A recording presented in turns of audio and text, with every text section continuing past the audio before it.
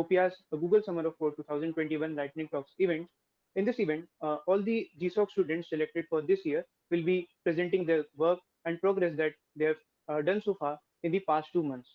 And I'll be the host for this event. I'll be co-hosting this event along with Yashraj, and we both are also GSOC students this year, contributing to the uh, OPI Android project. So this year we had a total of 18 students selected for GSOC, which are Arjun Gupta, Apurv Srivastava, Fariz Hussain, Abhay Garg, Sparsh Agarwal, Yash Raj, Nikhil Agarwal, Aditya Dubey, Hardik Katera, Ashutosh Chauhan, Aryaman Gupta, Rijuta Singh, Krishita Jain, Isha Arif, Mridul Setia, Aishwarya Saxena, Praneet G, and Radesh Kumar.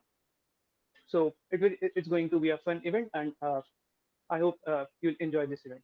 So over to the next slide, please. So we also have a Q&A Slido link. So if you have any questions in between that you want to ask, you can simply add your question there, and we'll be picking up questions which has the highest number of upvotes, and we'll be taking question after every 5 to 6 presentations. So feel free to add any question that you want, and you can also leave any messages in the Meet chat if you want. So next slide. Now I'd like to invite Arjun to give the presentation for his project implementing platform parameters and feature flags. Thanks, Persh. So, hello everyone. My name is Arjun, and I have been working on implementing platform parameters and feature flags project in Nepo Android. And my primary mentor is Vinita Mitra. Next slide, please. The aim of this project is to prepare an architectural setup for consuming platform parameters and feature flags in OP Android. These platform parameters will enable us to remotely tweak the behavior of Android client without even making any new release. With feature flags, we will also be able to hide feature specific code and control whatever the behavior is on the client side without making even if that code is in the released app. Next slide, please. As of now, we are ready to use compile time platform parameters. This means that we can define and consume a platform parameter that is currently not available in the OPA backend. In a simpler word, we can use platform parameters which are right now in offline mode. We have written an integration test which proves that the current architecture is able to provide the flags and values correctly. And this test actually does what it does is uses a demo screen to test the visibility of a particular toast message based on the flag value. The results are on the next slide. Here in the first screen, we can see whenever the flag has a value of false, which is a by default value. So in that case, the toast is invisible, and when we dynamically change it to true, so the toast is visible accordingly. And these values are injected with the help of Dagger. So this proves that the architecture is completing the circle. Next slide, please. Finally, we will be able to support both runtime and compile time platform parameters. This means that we will have both support for offline and online platform parameters. Along with that, we will have a mechanism to remotely sync this platform parameter values with the OPI backend and store this into the local cache store. Thank you. Over to you, Sparsh. Thank you, Arjun, for the presentation. Now we'll be moving to the next presentation. Next slide, please. Yes, so implement lightweight checkpointing. Over to you, Apu. So hello everyone, my name is Apurv Srivastava and I'm working on implementing lightweight checkpointing, and my primary mentor is Pulkit Agarwal. Next slide please. So OPS lesson can take about 15 minutes to an hour to complete, but we don't save the learner's progress during a lesson. So this means if a learner leaves a lesson partially complete, they will have to start it again once they return to it. So this degrades the overall user experience. So this project aims to introduce lightweight checkpointing where a learner's state is completely retained if they navigate away from a lesson. Next slide, please. So far, we have created a controller that handles the saving and retrieving, a learner's progress, and we have also implemented the mechanism to mark checkpoint as the user progresses in a lesson. To ensure that these changes don't break over time, and also to ensure that we have covered all the edge cases, we have added a lot of tests that test the saving mechanism. Next slide, please. The final outcome of this project will be that all progress made in a lesson that a learner leaves partially complete will be saved locally. We will have a new UI that will allow the users to choose if they wish to resume a lesson or if they wish to start the lesson from the beginning. If a learner chooses to resume a lesson, they will be able to continue the lesson from the point where they exactly left off. Thank you. Thank you, Apur. The next project is end-to-end testing support. Uh, Over to you, Faris. Hello everyone, I'm Faiz Hussain, uh, and my project this year is end-to-end testing support, mentored by Akshay Nandwana. Next slide. Next slide. Okay. So the aim of the project is to introduce end-to-end tests in OPI Android, and these tests are written in UI Automator, and these tests are built using Bazel. This project also introduces infrastructure that would be helpful in uh, using the local development server to test the network requests. Next slide, please. So the project so far I have created in exploration which uses all the Android which uses all the Android supported interactions. So in the Opia web repository, this exploration this exploration is published using a controller initializing test data uh, and which is a post request, and this post request helps us to upload to publish this exploration so that we can access this in OPI Android. These end-to-end tests are written in a new module instrumentation, and these tests are run using ADB as a command in the command line. Next slide. So here, as you can see, the target for each test suite is the KT Android library, and we have a Android binary for each test suite.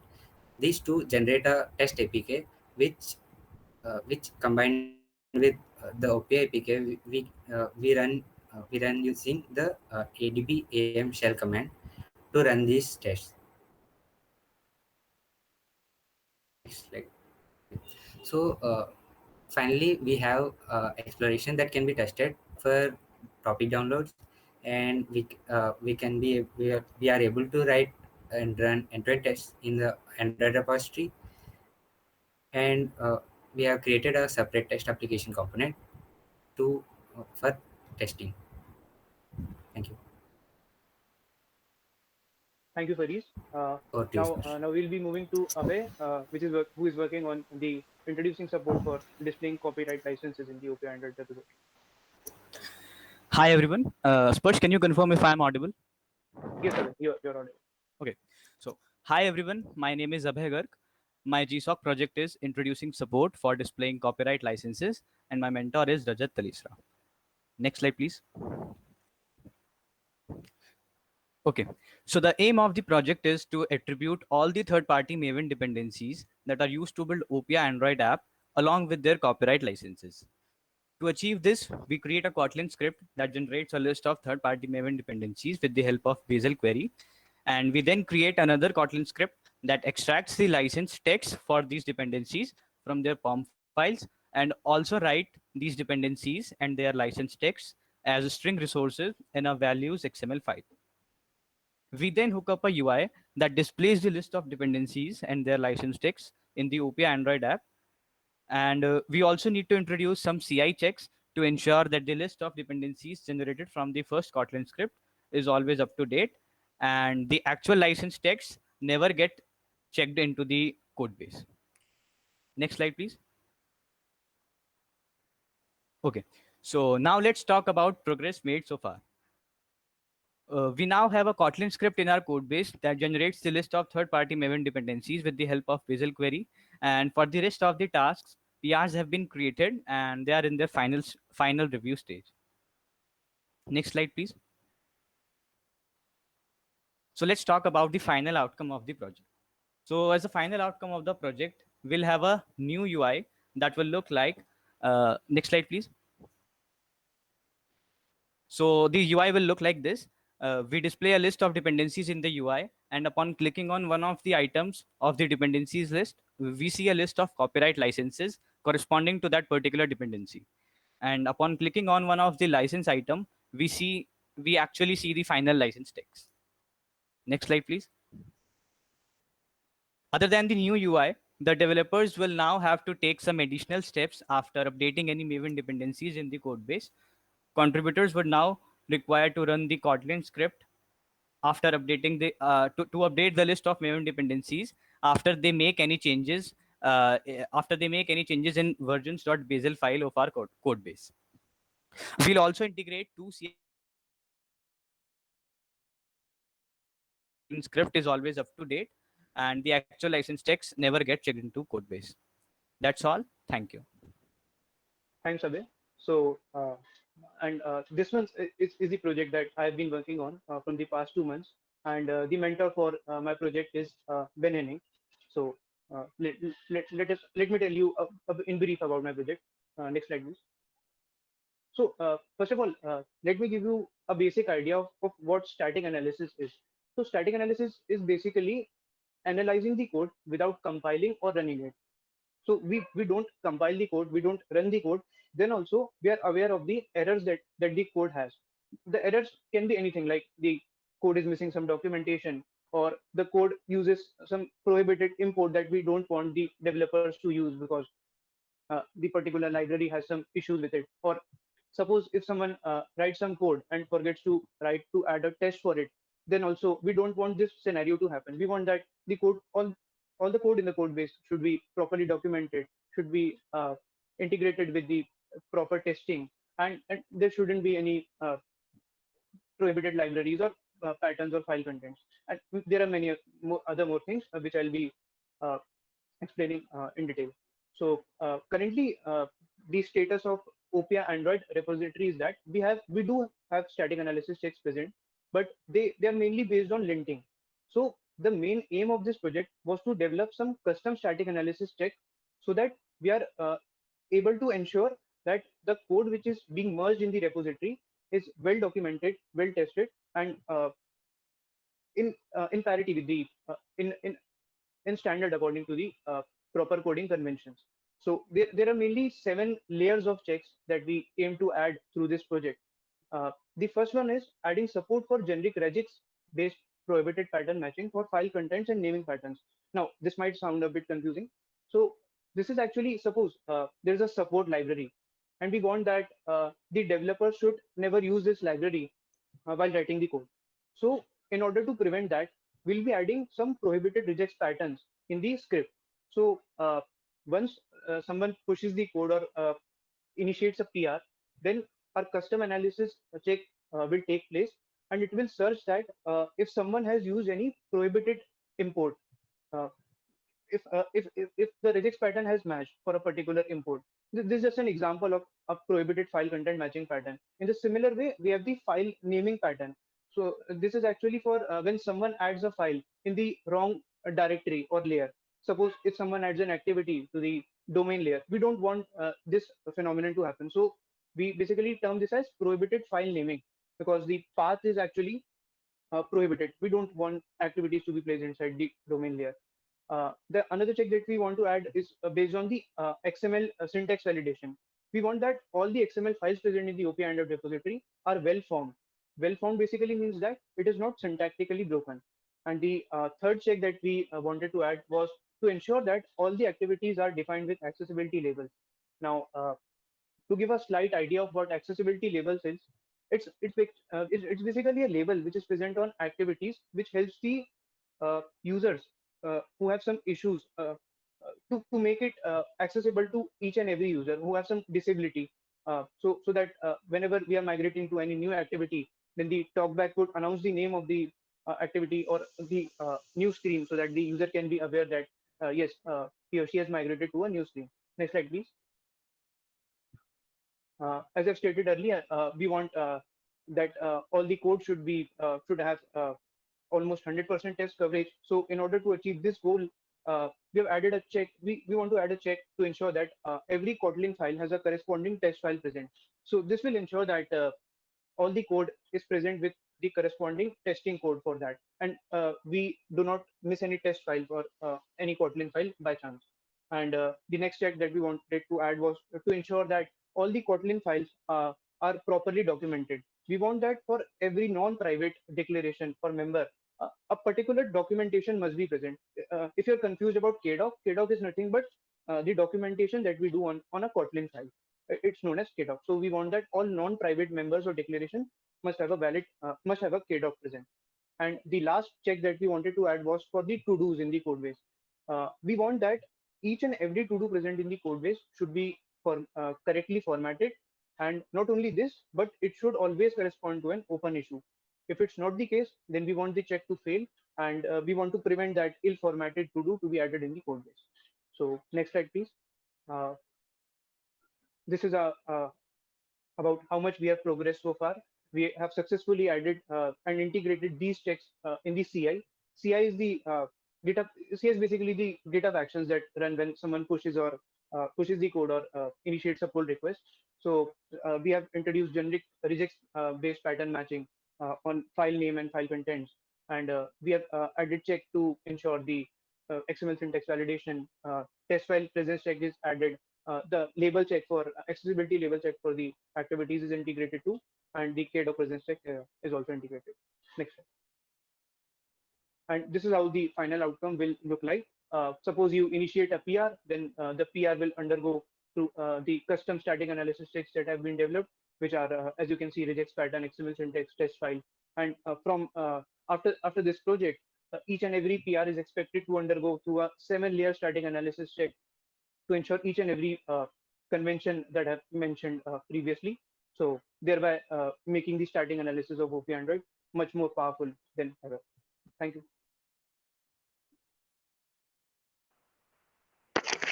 Thanks, Spurge. Hello, everyone. I am Yashraj, and I have been working on the project developer options menu of Android OPI Android. And my primary mentor is Sarthak Agarwal, and my secondary mentor is Vinita Murthy. So the aim of my project is to introduce a developer options menu in the OPI Android app. What this menu is basically meant to do is to provide developers with features, functionalities to override app behaviors and make database related changes, such as modifying lesson progress, viewing analytic event logs, and forcing the network status of the app, forcing the app to show all hints and solution, and force crashing the app. Now let me go through them one by one. What modifying lesson progress means is, suppose we want to test a feature which requires us to complete a particular exploration. So and completing an exploration in OPI Android may take more around 15 to 20 minutes in some cases. So it takes a lot of time to debug such scenarios.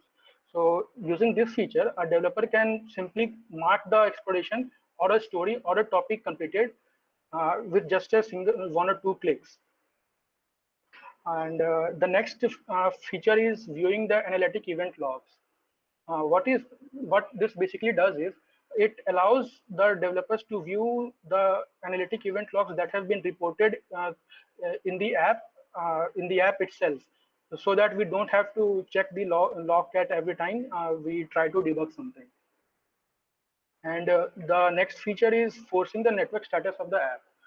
Okay, so there are some features in the app which require a particular network type to work.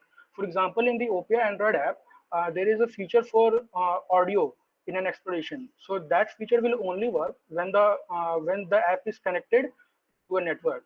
So similar to this, there may be many features which require us for a particular network, and this feature allows us to force the app to use a particular network instead of what the actual status of the device is. Basically, for example, if you want to test a feature with no internet access and you don't want to turn off the connection of your device, you can simply force the app to work on to behave like there is no network. So this way you can test your features. And the next is showing all hints and solution and by default. So this is basically related to functionalities related to hints and solution if you want to test something. And for this, what this feature does is you don't have to wait for 60 seconds or mark a wrong answer to see a hint and all. You will basically be able to see all the hints and solutions by default when you open any exploration. And the next feature is force crashing the app. And this feature is the name explains itself. The user will be able to force crash the app using a button click. So this is what we have the progress made so far. As of now, the OPI Android app has the navigation as a navigation drawer menu item for accessing the developer options menu. And furthermore, this menu item will only be accessible when the app is built in debug mode. And there are several mm, uh, instructions to build the app in debug mode, which are commented out in the code itself. And the menu will have several options to use the features which I have explained earlier. And we have also introduced the feature to modify lesson progress and viewing analytic event logs and force crashing the app. The features for node force network status is under review, and for the hints and solution is under progress. And the final outcome of the project will be that the user will be able to use all the functionalities through a simple and intuitive UI. This will help the developers to debug certain functionalities easily and quickly, which doing manually may take a lot of time and sometimes isn't even possible. And this is a glimpse of the developer options menu item and the developer options itself. And you can explore more about it by using the app. Thanks. Over to you, Sparsh. So thank you, Ashraf. Now we are open to any questions or any doubts that you have in the presentations that have happened so far. As I can see, there is one open question on Slido, that is, can open source contributions also help us in getting an internship or job at a big tech company like Google? So is anyone willing to answer that?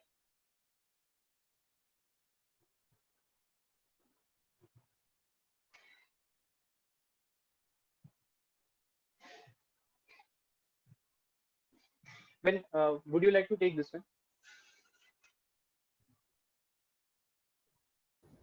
I mean, I can speak for this. One of the, I mean, this is totally like relative, but I feel like what it does, open source contributions, is basically giving you the opportunity to see what it's like to work in a large code base, which is basically what you do in a big tech company. So, I mean, it helps you get the experience for sure, and it generally like gives you the ability to understand what it's like to actually work on like write test driven code and things like that, best practices that are done in big tech companies.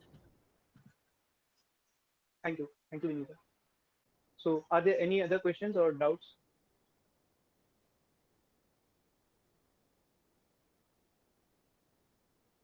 Just a reminder, if you have no access to Slido, you can also post your questions in the Google chat itself.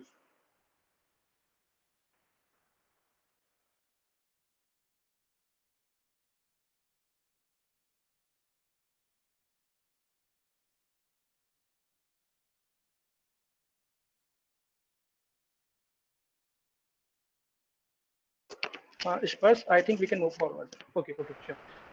We have one question. Yeah, what one question. What benefits we get of Bazel over Gradle?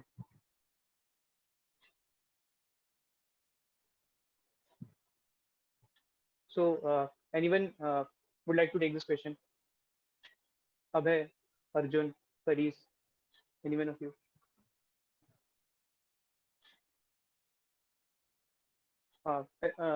I can answer this on the basis of the experience that I had so far with Bazel.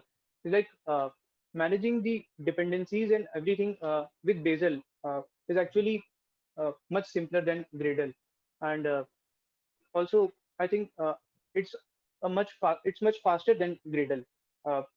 Although it does take much time in the when we are running the build process for the first time, but for the third or fourth time, it's really much fast. Any other benefit that someone like to add? Yeah, I would like to add to your answer. What Bazel provides us is more control over our code base. What From my experience, what happened in my case that uh, in some cases I had to exclude some of the files from building. So this is relatively simpler in Bazel rather than Gradle. So there is this benefit that you can have more control over your code. Yeah.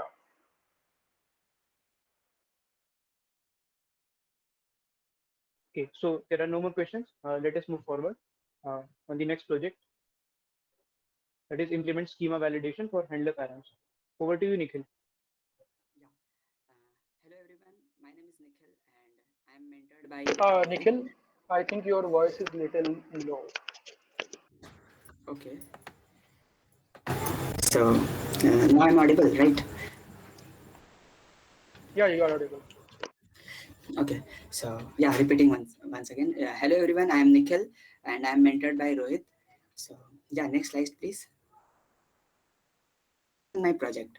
This project aims to validate data coming from request methods against its schema and then pass into the backend structure of the code base.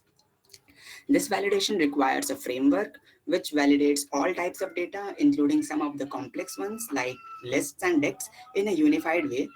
Now, whenever the validation fails, it immediately raises an exception with an appropriate message, and the status code for exception is 400. Like for validation of data, this framework relies fully on OPR's inbuilt functionality of schema utils, so it don't use any third-party libraries. After validation, schema utils also normalizes the data so that it will be easy to for further use in the handler args or handler class. After completion of this project, this project also requires to build a user-friendly documentation which provides a guidance to other contributors for writing schema to the handler params. Uh, after this project, mm, After all, this project also requires enabling schema validation on a part of our current handlers. So next slide, please. Uh, now the progress so far. I have completed implementation of architecture and documentation part. Like I have designed the framework and the framework relies on some lint checks and backend tests. I have introduced a way to incrementally add schema validation to the handler params so that it cannot affect the development of existing code base. I have also introduced schemas for around 24 files. Yes, some of them are still in review, but yes, it will emerge soon. Apart from all these, I have created a good first issue so that other contributors can add schema for remaining handlers by help of documentation provided in the OPR's wiki page. This is current progress. And next slide, please.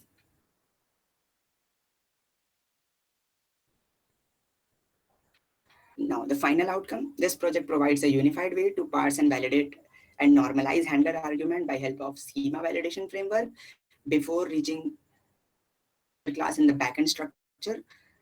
After this project, the schema validation will be implemented successfully on a part of current handlers, which will be introduced by me. But yes, I guess the full completion of project requires other contributors too, in order to complete the good first issue and make the backend structure fully validated by the schema validation. For, for achieving this, I would like to thank Rohit, Sandeep, Voita, Sean, and other community members. So thank you. Thank you, Nikhil. Thanks. Now moving on to the next project, that is moving custom JS or TSLint based checks to ESLint. I'll be inviting Aditya. Hello everyone, my name is Aditya Dubey. I am working on moving custom JSTS lint check to ESLint project under the mentorship of Anshul Hooda. Next slide, please. In this project, I have to migrate all the JSTS lint check from Python to ESLint check and implement some end-to-end test related lint check in the code base. It helps developers to follow the organization's coding principle directly through their code editor. It also enforces developers to write new lint check using one and only structure that is ESLint custom checkers. Next slide, please. I have completed migrating all of the JSTS regex checks to custom ESLint rules and also implement all the required end-to-end test related lint checks. As of now, my project is completed and it is under external evaluation. Next slide, please. Finally, all OPR's custom JSTS rules are running in ESLint, which is much faster and provide lint issues directly on code editors like VS Code, Sublime, etc. That's all from my side. Thanks. Thank you, Aditya. Next, we have Hardik, who's working on the project making the backend code typed. Hello everyone, I'm Hardik Katara and I'm working on the project making backend code type under the mentorship of Sajal Asati. Next slide please. So the aim of my project is to add support for backend type checking using MyPy, and for this I have to add a type checker script and implement this script in the pre-push hook and add the CI checks for type checking. And I also have to add documentation for type checking and tell the developers how should they use the type checking script. And under this project, I'll also be annotating the storage layer and platform layer. Next slide, please. The progress so far. So till now, I have implemented the type check script and added the type checks to the pre-push hook and implemented the CI checks. I have also created a wiki page for backend type checking, and I have type annotated the storage layer and some part of the platform layer. Next slide, please. So I have faced a lot of challenges during this GSOC period, and one of the major challenges I have faced is that MyPy is a Python 3 library. But when I started out with this project, the OPR codebase was still Python 2. So a lot of things had to be figured out, and one of the things I figured out was that installation of MyPy and other Python 3 libraries should be done separately in other folders.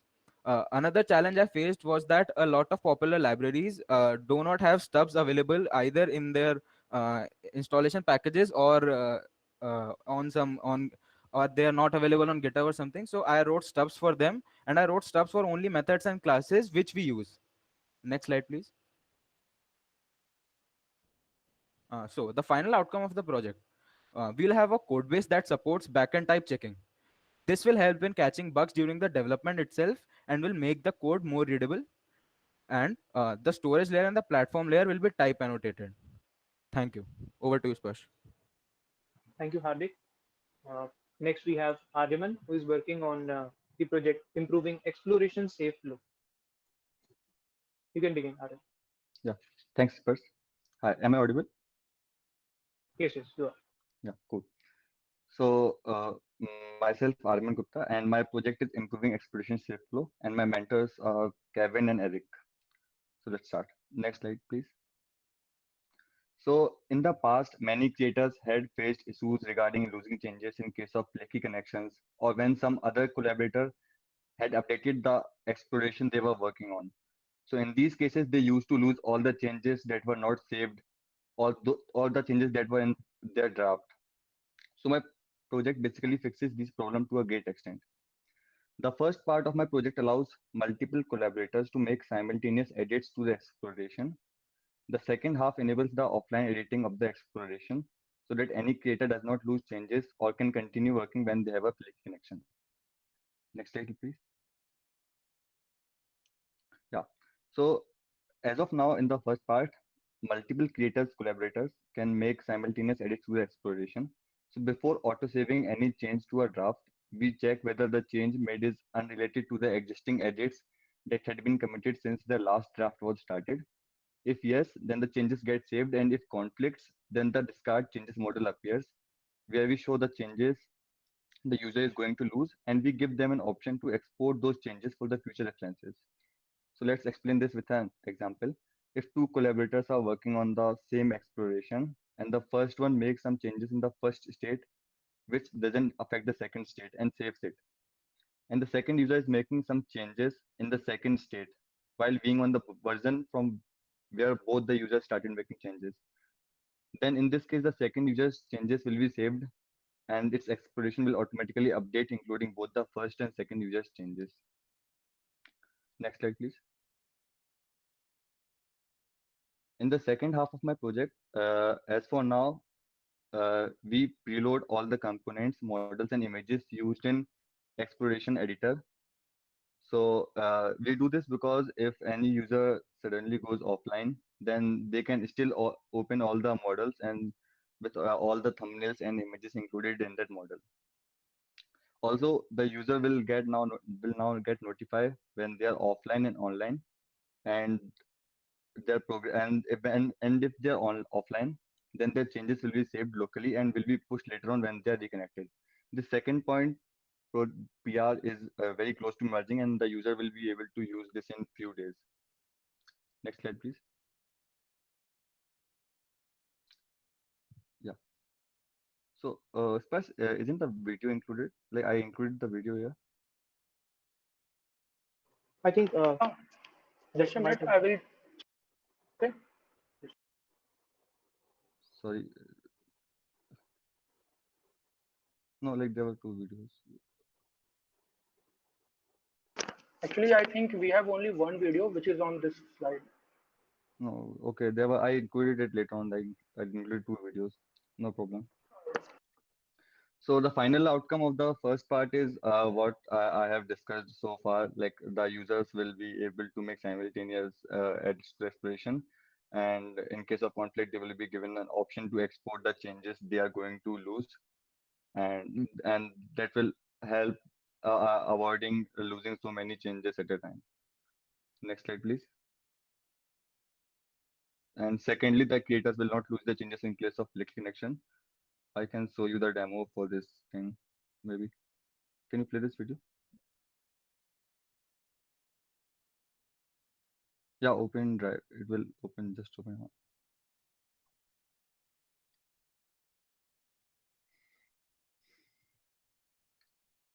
Okay, so can you just stop and restart once? You can just restart. Yeah. Yeah. So here you can see we are exploration at the page and I am going offline here. So whenever I go offline, I get a notification where I get informed that I can see make the changes when I'm offline. And here I'm making some changes in the content while being offline. So as you can see that these changes are like saved, we didn't get any errors.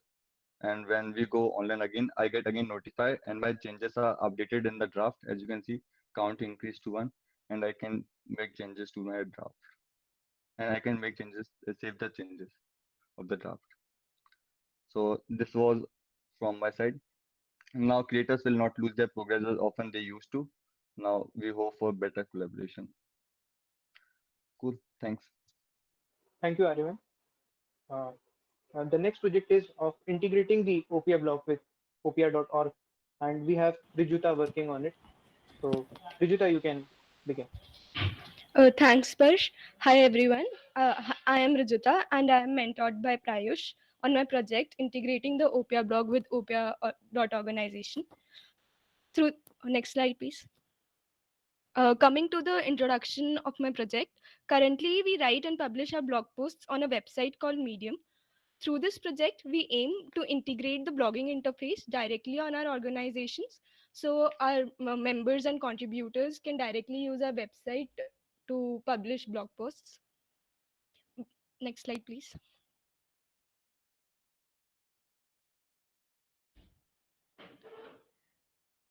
Hello, am I audible? Yes, you are. Next slide, please. Yeah, thank you. So, yeah.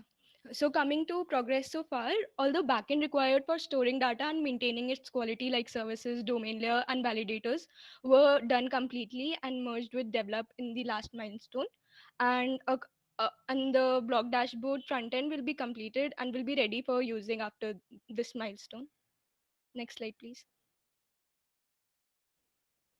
Coming to the final outcome of the project, we will have a blog dashboard which will have a editor through which we can write blog posts and publish them. These are the few glimpses of how our blog dashboard looks. Next slide. This is the editor which will allow our users to write blog posts. Next slide. This is just an example of how our blog post will look after one has created a blog post. Next slide. This is preview of a blog card, which will be displayed on the main blog homepage. On clicking on which users will be able to go to the main blog post page. Next slide. That's all from my side. Thank you. Thank you, Rijita. Now we are again open to questions. If anyone has any doubts in any of the presentations, they can add the question to the slide or in the Google chat. I can see there are we have some questions. So the first one is for Aryaman. Someone wants to ask, like, can we merge changes, like we resolve merge conflicts in GitHub?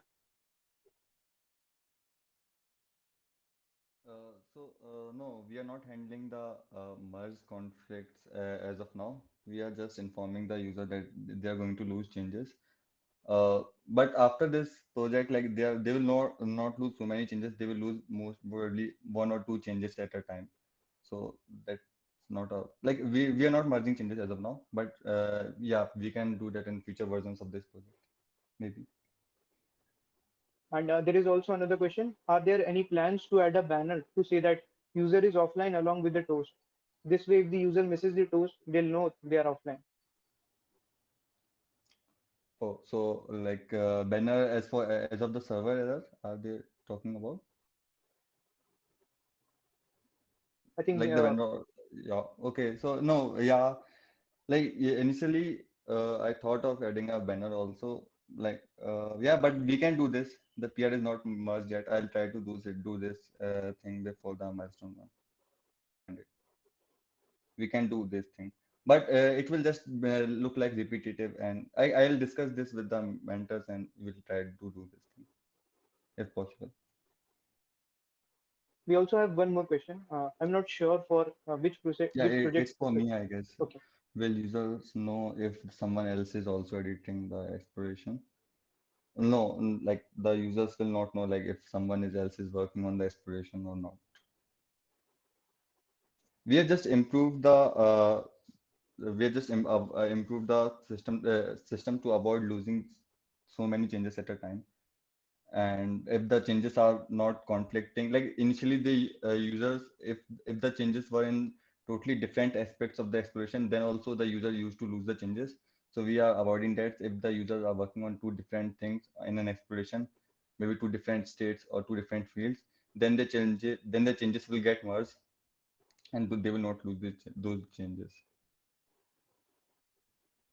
Thank you, Ariman, for clearing the doubts. Are there any other questions that we have? I think we have covered each question from Slido, and we have no other questions in the Google chat. So we can move to the next presentation, that is of redesigning and updating the learner dashboard. And we have Krishita working on this project. So over to you, Krishita. Thanks, Posh. Hi guys, I'm Krishita Jain and my project is redesigning and updating the learner dashboard page under the mentorship of Akshay Anand. Next slide, please. Coming to the introduction of the project, as we already know, Opia brings forth the platform to conduct comprehensive courses in the form of classrooms. But at present, there is no way for a learner to keep a track of their progress. This project aims to solve this and also incorporates planning and recommendation of topics, subtopics, and stories to the learner. This project adds 4 new tabs in the learner dashboard page, replacing the existing ones. Next slide, please. So the progress so far is the development for all the tabs has been completed and successfully merged with develop. These tabs will be made accessible to the user after the completion of milestone 2. Next step, please. So the final outcome of this project will be that the old tabs will be removed and the new learner dashboard page will be displayed to the user. These are the few glimpses of the new learner dashboard page. So we will have a home tab inside the learner dashboard menu. The first tab will be of the home tab, which will display 2 sections: continue where you left off and suggested for you. Please, next slide, please. The next tab in the learner dashboard menu will be of goals. Here the learner can select up to 5 goals, 5 topics as their current goals. And after they complete it, next slide please, it will be moved to their completed goals section. Next slide please. The next tab will be of progress. It will have 2 sections, skill proficiency and stories completed.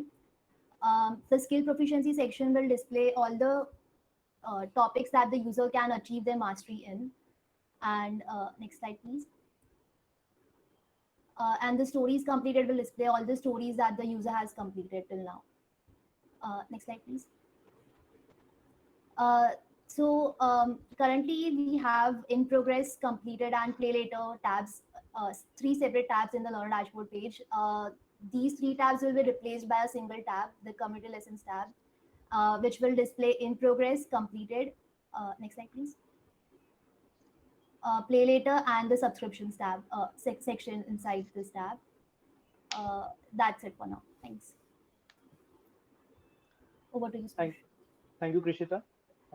For the next project, we have Isha and Mridul who are working on the project Improving Front-End Type System.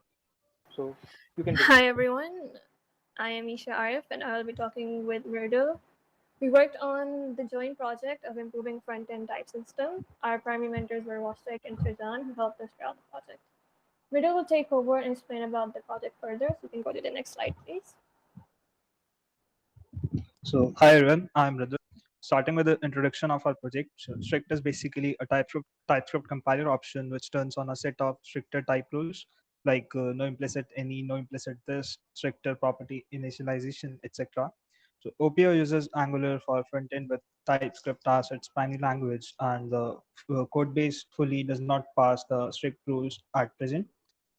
And this makes the code prone to some of the unexpected errors. So the aim of our project was to basically introduce strict typing to collectively around 480 files present in the code base, classes, models, components, and the spec files. So the task basically involved refactoring of code to pass stricter types, removing code smells and fixing some wrong coding patterns, and catering some edge cases at several places. Now, coming to the progress we have made so far, one of the first things that we did was make updates to the wiki. There was already a comprehensive guide on defining types available, which explained the need to define types, where they should be defined, how the interfaces should be declared, and some supporting style conventions. This code base is fully typed. All the files still do not pass the 7 TypeScript checks when you enable strict mode. We came up with a set of more than 7 cases of errors, which we have seen encountered time and again. And we were fixing the errors encountered by strict typing and listed them all down in the wiki so that we or any other developer may refer back to these situations when the code change is made. We'll explain some of these cases later on in the presentation. You can go to the next slide.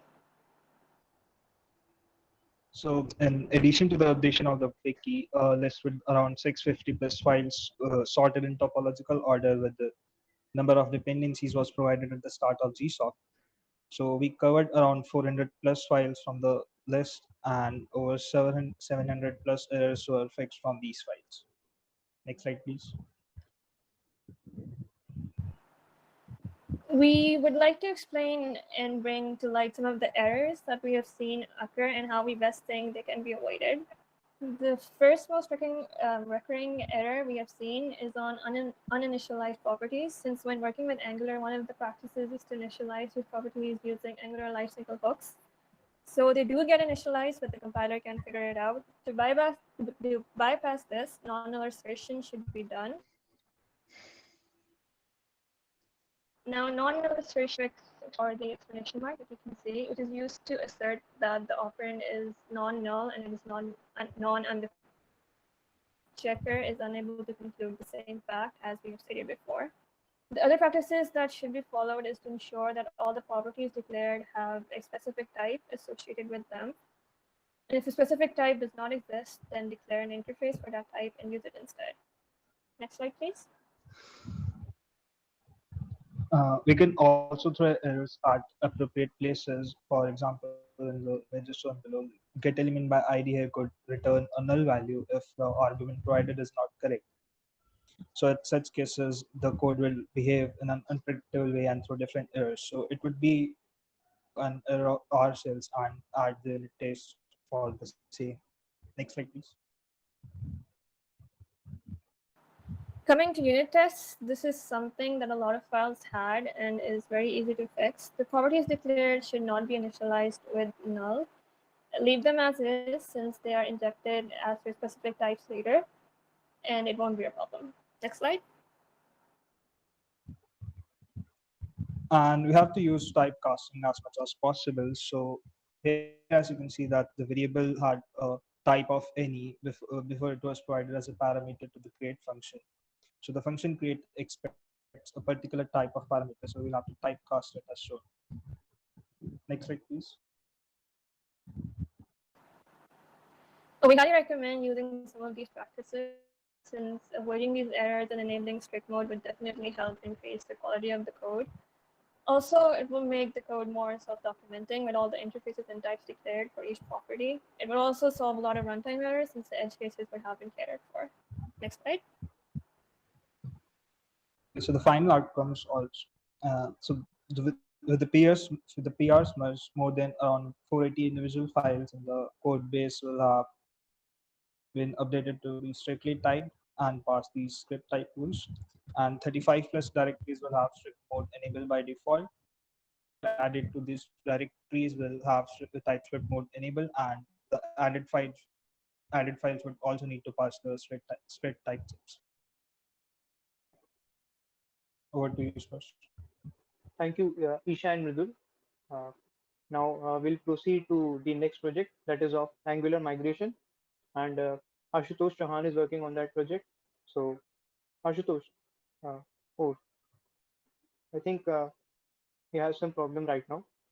So for the moment, we can proceed to the next project. Meanwhile, Ashutosh can be ready. And the next project is of writing front-end test. So I would like to invite Ashwarya, Praneeth, and Radesh for presenting. Hi everyone, I'm Praneeth. So Aishwarya, Radesh, and I are doing the project Write Front-End Test. Our mentors are Kevin Thomas and Antesh Hariharan. Next slide, please.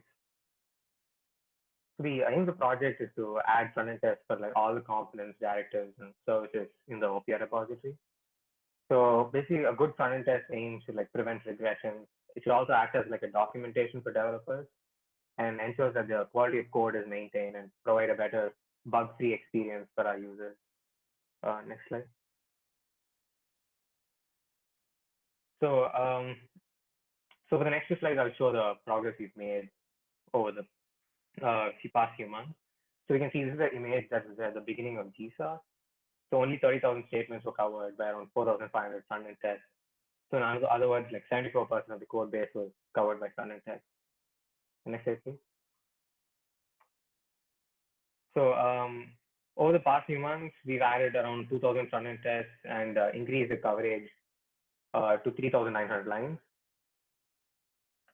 So in other words, like around 91% of the code base is now covered by the front-end tests. Next slide, please.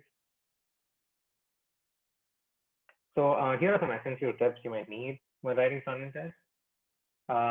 So recently, Sandeep had merged a PR that requires developers to add the -- verbose flag to see log output in the terminal when running the front-end test. So by enabling these log outputs, developers can debug using the console.error statement. The next one is that when writing front-end test descriptions, like in the it function, it's recommended that developers write in the format should do X when Y happens. Let's say, for example, should publish exploration when the user clicks the publish button. So like the text description should be written from the perspective of the user. This way, the developers will not only be writing tests, but also be writing a form of documentation. And the next is that a single front-end test that's written within the it block must be split into like 4 subsections by inserting new lines. So the first subsection is like the setup where you put like all the variables and all the functions you want to spy on, etc. The second subsection is like the pre-checks where we test variables that we expect whose values are going to change. Then is the action subsection where we function we want to test is executed. And finally, the post-check subsection, where the variables that we tested in pre-checks are tested again with the expected change in their values. And we also test for function calls. You can get more information on how to write robust tests in the front-end test guide in the wiki. The link is present in the bottom right corner. We'll also add more guidelines at the end of milestone to help future developers. Next slide, please. So final outcome of the project is we expect that around 92%, actually more than 92% of the code base will be covered by front-end tests. This means that all of the testable components, diagrams, and services will have front-end tests. The front-end tests will also be updated to provide guidelines on how to write robust tests and also add tips on how to handle tricky situations. Yeah, that's it. Thank you. Thanks a lot, Praneeth, for the presentation.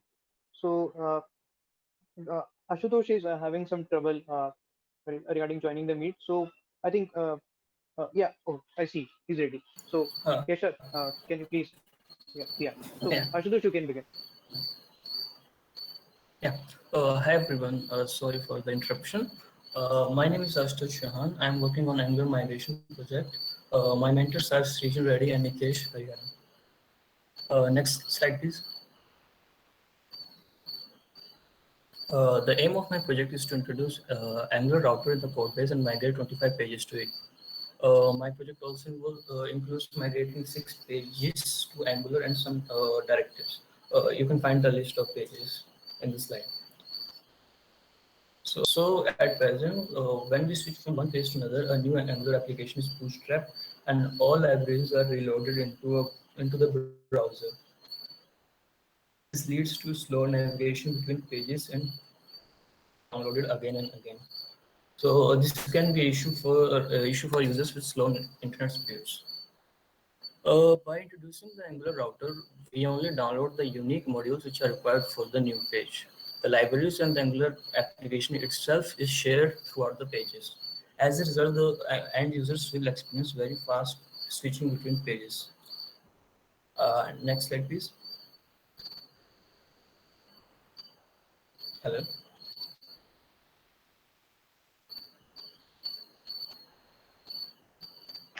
Yeah. Progress so far. All 6 pages and directives are migrated to Angular now. Angular router is also introduced in the code base, and I have migrated 15 pages to it.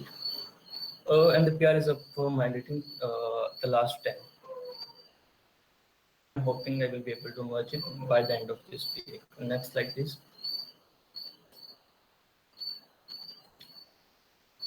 I guess I covered the first 2 points. So coming to the last point, after completion of this project, we can also add animations between page switches, which will result in better user experience. And is the video working? Yeah. Thanks, that's it. Thank you, Ashutosh. Now we are done with all the projects for GSOC for this session, and this are all the projects that all the GSOC students have been working on from the past 2 months, and they demonstrated how this is going to impact the community. Now we are open to every question that you have regarding the project or open source contributions or anything like that. So please feel free to ask questions on Slido link or in the Google chat. Also, the GSOC students can also ask questions to another GSOC student if they have some doubts regarding their project.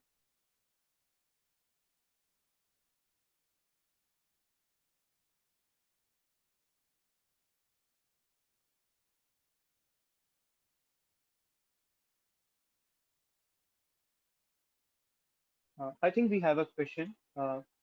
It says front-end test sometimes gives constant timeouts on CI or locally. So can anyone take this?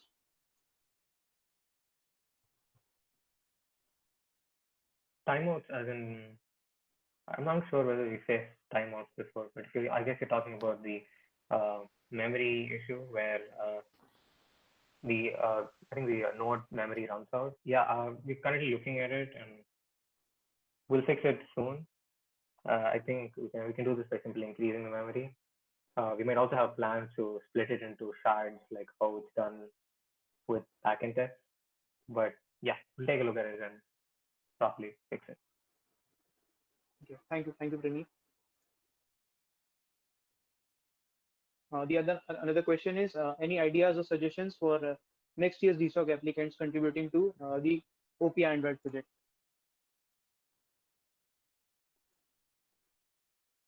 So, based on my experience, I would like to say that you should always start contributing a bit earlier. The reason for this is getting familiar with the code base takes time, and each and every different code bases have some different conventions. So you need proper time to make yourself adapt to the coding conventions and all the and the workflow of how your PR, how the process works from initiating a PR to finally getting it merged, and what all checks and everything we have. So this will surely give you an edge above those who start contributing just at the time of GSOC. So the more you can get familiar with the projects, the better you will be able to work on the project, and your chances will be much higher.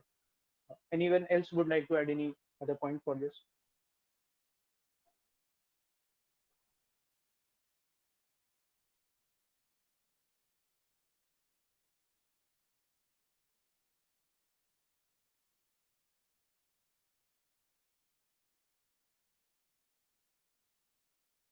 Uh, okay, so we have another question, and that is, what are the biggest things that you learned from this GSOC that you didn't know before GSOC? So, is anyone willing to take this?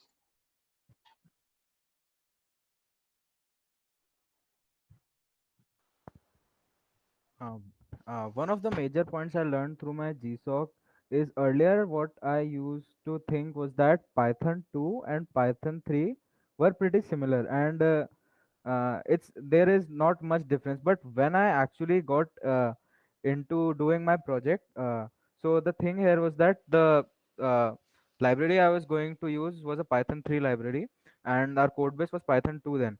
So I had to adapt to a lot of things, and this is one of the major things which I had learned. Thank you. Thank you, Hardik, for your the suggestions on this doubt. Uh, we have another question on how should we begin with Bazel. There are not much tutorials on YouTube or web. Yeah, I do agree to this one. When I started solving issues that were based on Bazel, I myself had much trouble on getting familiar with this. So we don't have enough YouTube tutorials for Bazel, as Bazel is relatively new, and there are actually very few tutorials on the net for this. So currently, the best way you can get familiar is with solving issues. If you get stuck on any Bazel issue, just tag the mentors for that issue, or you can ask it on our Gitter channel. And so you basically have to do some hit and trial, and then only you will get to explore many things. Like I didn't learn Bazel from the documentation or anything. The more I worked on its issues, I became more and more familiar with that. So yeah, this was what I have to say. In addition to that, there is a example Android app in their documentation. I would recommend following that documentation. That's it.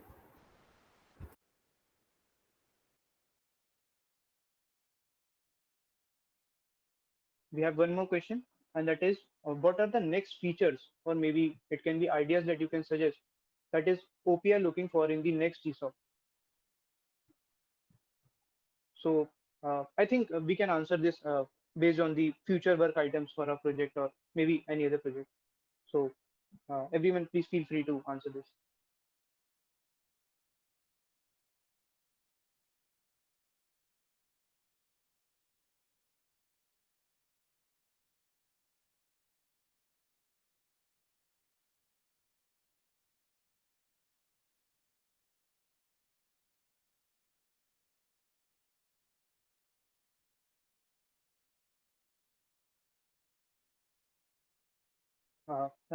With regard to my project, we are planning that in my project, we are basically ensuring that all the Kotlin files are well documented.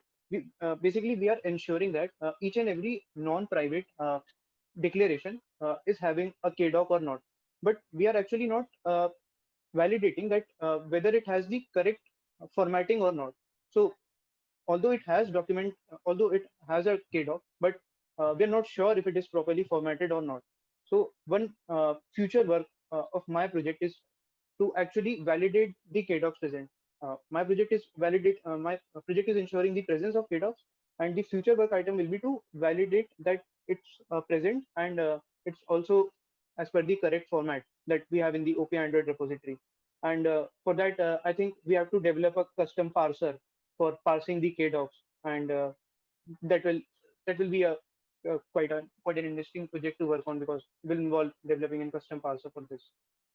So yeah.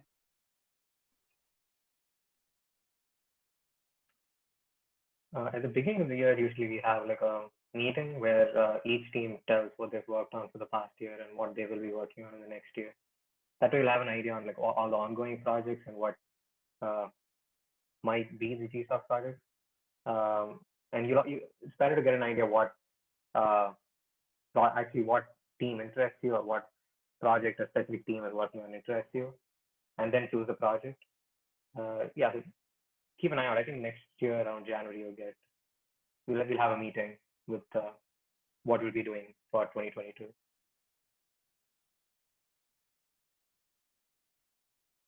Thank you, Praneeth. We have one more question, and that is the most quoted one. That is Opia planning to give swags this year? So I would like to invite Vinita or Shaw maybe to answer this one.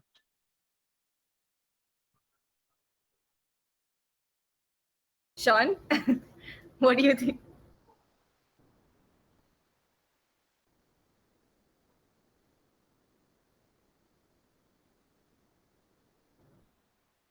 Okay, I'm not sure if Sean is there. I don't know. Maybe we can later we can ask Sean and Ben. Sure.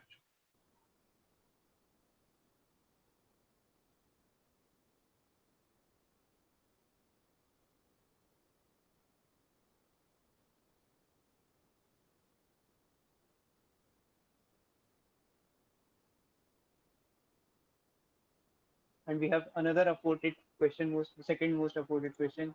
That is, can Opia mentors give the referrals to the GSOC students for the placements and internships? So any of the mentors who would like to answer this one, or anyone, please feel free.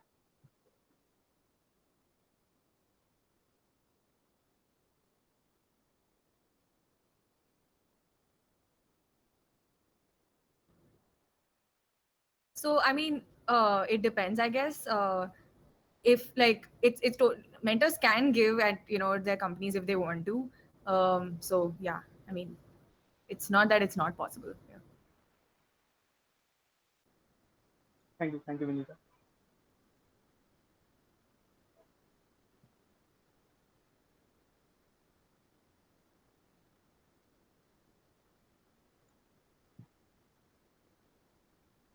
So we'll just wait for 1 or 2 minutes more to see if we have any other questions left. Yeah, just a small update about the timeout error that was asked previously about Sun Sure. So if you're facing it locally, then you can just use Paycasing and then resolve it. You can take a look at other tests that's being written. However, if you're seeing the error in develop or in GitHub Actions, then report it in the issue I pasted in the chat. Issue number is 13467. So we're currently tracking a couple of front-end test plates over there. Yeah, that's it. Thanks.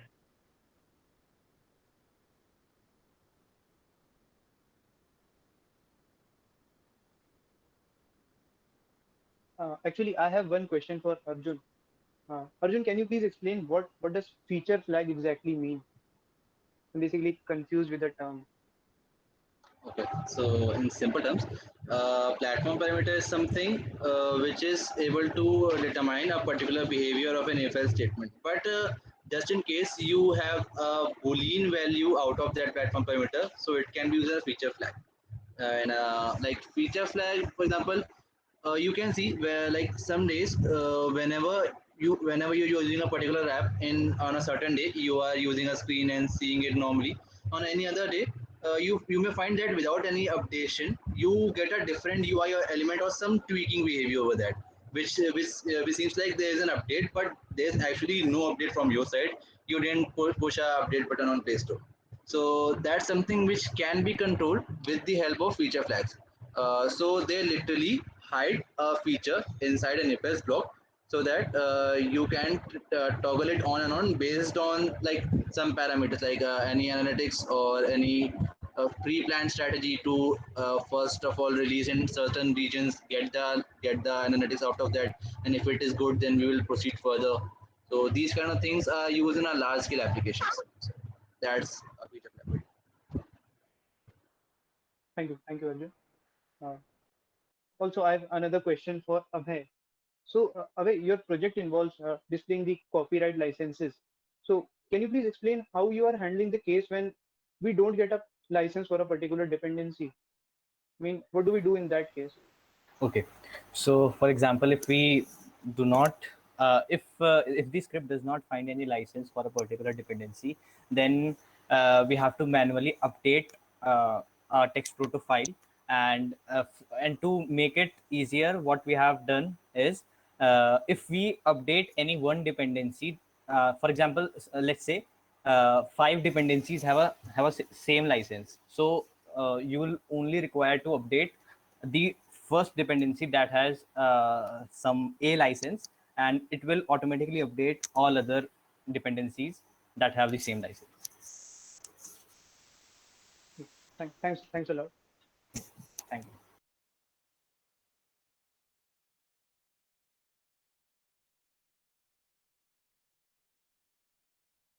So, do we have any other questions, or is someone having any doubt related to anyone's project or anything like that?